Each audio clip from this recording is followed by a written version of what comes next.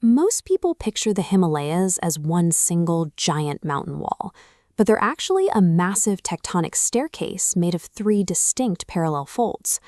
To see how they formed, start at the flat plains of India and look north. When tectonic plates collided, they pushed up the first step, the Shiwaliks. Peaking at 1,500 meters, this youngest fold is made entirely of loose sediment and gravel. But climbing it doesn't lead straight up. The crust dips back down into long, narrow river trenches. Then it aggressively buckles into the second step, the Middle Himalayas.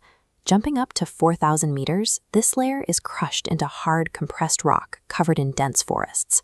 Finally, the crust spikes into the Himadri, a solid granite core pushing past 6,000 meters.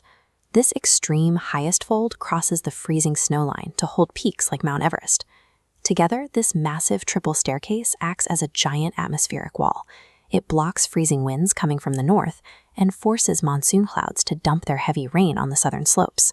When you zoom out, this massive 3-step tectonic staircase stretches across the continent for an incredible 2,400 kilometers. And that altitude creates the permanent freezing glacier system that feeds the major rivers of Asia all year round.